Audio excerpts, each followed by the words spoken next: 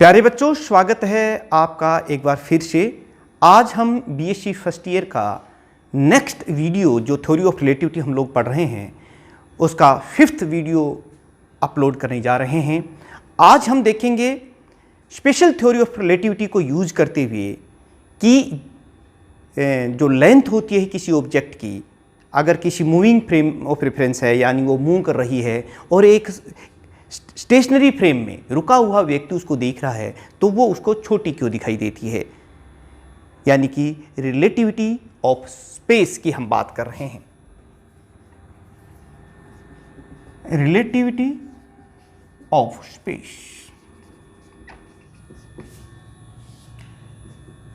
In moving frame of reference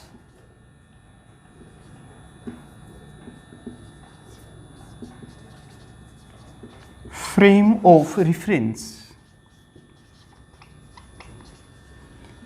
appear shorter। प्यारे बच्चों, एक फ्रेम ऑफ रेफरेंस एक मूव कर रहा है, उसमें कोई ऑब्जेक्ट है, उसकी जो लेंथ है वो जो स्टेशनरी फ्रेम ऑफ रेफरेंस में है उसको छोटी दिखाई देती है। यही चीज आज हम प्रूव करने वाले हैं और क्वेश्चन भी आपसे पूछेंगे कि explain the relativity of the space, या क्वेश्चन ये भी पूछा जा सकता है why the length of an object appear shorter to an observer in stationery frame of reference. Appear shorter to an observer in stationery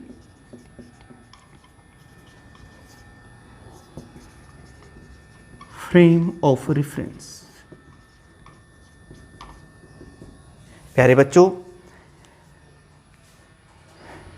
अब हम जो लिखने वाले हैं आप साथ साथ नोट्स बनाते हुए इसको लिख लीजिए और हम इसको प्रूव करेंगे। चलिए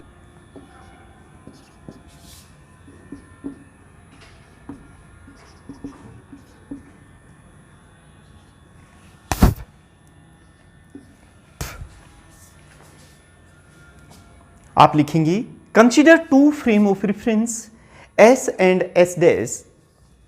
S is stationary and S dash is moving with constant velocity v in positive direction of x axis,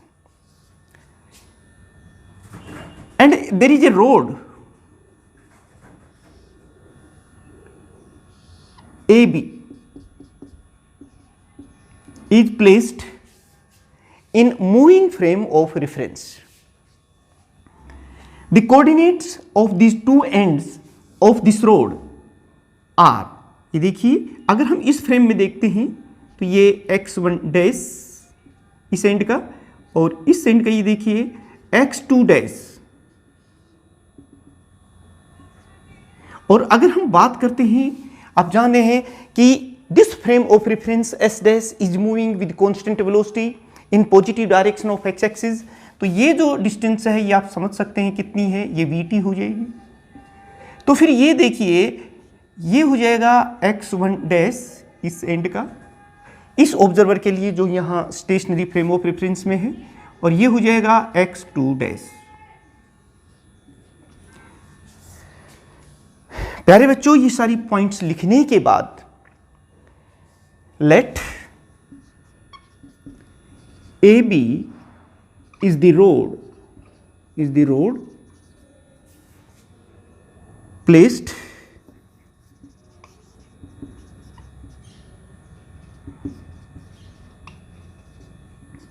in moving frame of reference।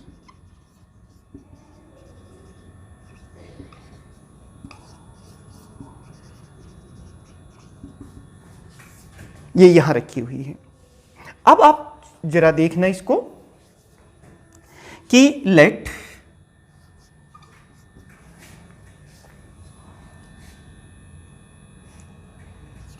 x2 dash जो observer S dash frame of reference में है जो कि move कर रहा है, यहां पर जो है वो इसकी लेंथ को कितना मेजर करेगा, x2 dash minus x1 dash, इतना ही तो होगा। देखो x2 डैश में से x1 डैश अगर हम सब्ट्रैक्ट करते हैं तो हमारे पास ये बच जाती है। इसको मैं कह देता हूं L0। ये एक तरह से इसके लिए, जैसे सपोज कीजिए ये रोड है यहाँ पे, तो इसकी जो लेंथ है जो यहाँ पर ऑब्जर्वर है मूविंग फ्रेम ऑफ रेफरेंस में, वो इसकी लेंथ को कितना माप रहा है, वो ट्रू लेंथ कहलाती है। इज दी ट्रू और रियल लेंथ ऑफ रोड, ये इस रोड की ट्रू लेंथ हो गई है। अब ये जो ऑब्जर्वर है एस में, क्योंकि ये मूव कर रहा है और ये उसको ऑब्जर्व कर रहा है उसकी लेंथ को, तो ये कैसे उसको ऑब्जर्व कर रहा है वो देखते हैं। इन स्टेशनरी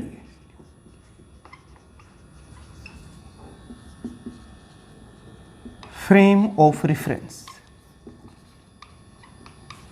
एस, जो एस में है वो इसकी लेंथ को कितना मापता है, ये देखिए वो हो जाएगी, इसके लिए कितना है x1 है, तो आप ये लिख लेंगे x2 माइनस x1, ये x2 और ये x1, तो ये हो जाएगा L is the apparent length. ये इसको अपीयर हो रही है। अब हम देखेंगे कि ये लेंथ स्मॉल दिखाई देती है, शॉर्ट दिखाई देती है, क्यों दिखाई देती है वो थ्योरी ऑफ रिलेटिविटी को यूज करके हम लोग देख सकते हैं। तो चलिए देख लेते हैं। Is the apparent length, apparent length. प्यारे बच्चों, अब आप देखिए, using special theory of relativity, देखिए यूजिंग स्पेशल थ्योरी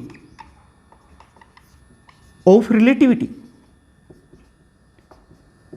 अब आप देखिए कि जो x2 डैश है वो क्या होती है, k into x minus v T. ये देखिए बेटे, मतलब ये वाला जो कोऑर्डिनेट है x2, ये कितना होगा, x2 dash it is equal to k into x2 minus v t. आपको खुद देख लीजिए, वी टी हो गया।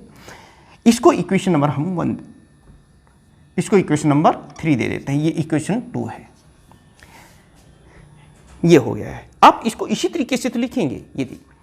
और x1 डैश कितना हो जाएगा, x1 dash it is equal to k into x1 minus v t. प्यारे बच्चों, ये इक्वेशन नंबर 4 आ गई। k मैंने पहले भी बताया था, k is the constant and its value depends on the velocity of the moving frame of reference s dash and the velocity of light. इन दो पॉइंट्स पर ये डिपेंड करती है, यानी कि जो k की जो वैल्यू है that is equal to 1/1 minus v square by c square. इस रिलेशन को हमने पिछले वीडियो में डिराइव भी किया था कि k की ये वैल्यू है, ये k यहाँ पर है। नाउ इक्वेशन 2 में से इक्वेशन 1 को अब हम सब्ट्रैक्ट कर देते हैं, यानी इक्वेशन 2 माइनस इक्वेशन 1 गिव्स। यहाँ पर अब आप इसको लिख सकते हैं। अगर आप नहीं लिख पाते हैं तो मुझे कमेंट्स बॉक्स में जाके इसके बारे में ज़रूर बताएं। मैं इसका जो लिंक है वो इसमें प्रोवाइड कर देंगे डिस्क्रिप्शन में, वहाँ से आप लोग डाउनलोड कर सकते हैं। तो चलिए इक्वेशन 3 माइनस इक्वेशन 4 गिव्स, ये देखिए ये हो जाएगा x2 dash minus x1 dash. ये देखिए x2 dash minus x1 dash and it is equal to k। ये देखिए इस इक्वेशन में से इसको जब हम सब्ट्रैक्ट करेंगे तो ये देखिए x2 minus v T minus x1 plus we T. Equation 3 में से इक्वेशन 4 को हमने सब्ट्रैक्ट किया है और यहाँ से देखिए वी टी से वी टी कैंसिल हो गया है। और यहाँ पर बहुत ही इजी लैंग्वेज में आप लोग इसको देख सकते हैं, x2 minus x1, x2 dash minus x1 dash. प्यारे बच्चों, ये चीज़ें हमने पहले ही देखी। x2 dash minus x1 dash क्या है, L0 है, यानी कि ये इसकी ट्रू लेंथ है, जबकि k इंटू ये कितनी है L, ये हमने इक्वेशन नंबर 2 में देखा था कि x2 माइनस x1 क्या था, L। अब आप इसको इस तरीके से लिखिए। एक बात आप जानते ही हैं, put this value of k in this equation, we can write here that L0 it is equal to 1/1 minus v square by c square into L। ये देखिए, इसको थोड़ा सा आप फर्दर सोल्व कर सकते हैं, यानी कि जो L आ रही है हमारे पास, ये हो गई L0 into 1 minus v square by c square. This equation gives the relativistic length. relativistic का मतलब होता है कि relatively ये लेंथ जो है इस ऑब्जर्वर को कितनी अपीयर होती. इक्वेशन 5 gives relativistic लेंथ, यानी कि जो, और यहां से भी देखिए क्योंकि 1 माइनस समथिंग इज देयर, यहां से स्पष्ट हो रहा है जो पॉइंट अब मैं यहां लिखने वाला हूं वो देखिए. इसके स्पेशल केसेस आप लोग चेक कर सकते हैं. पहला ही पॉइंट देखिए, हम देख रहे हैं कि ये 1 minus v square by c square ये लेस देन 1 है, इसलिए L is less than L naught. It means that length of the object in moving frame of reference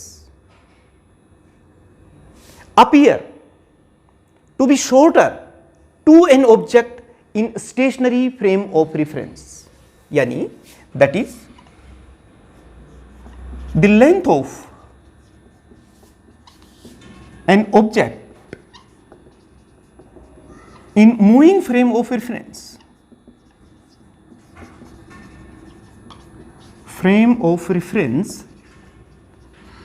appears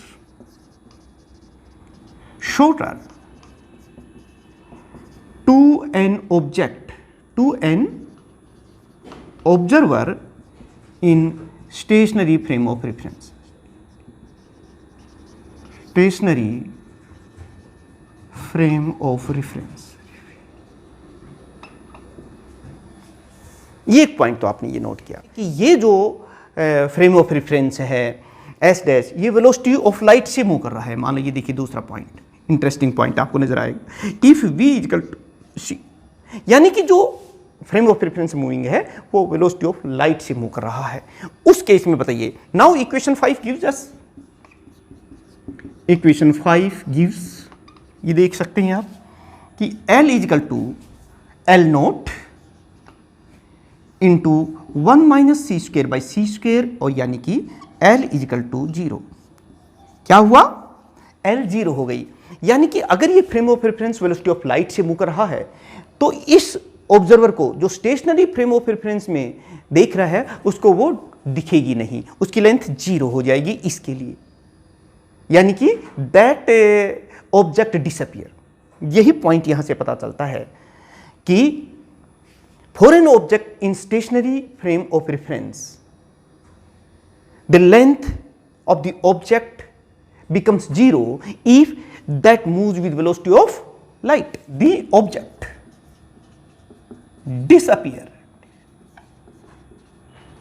appear to observer in stationary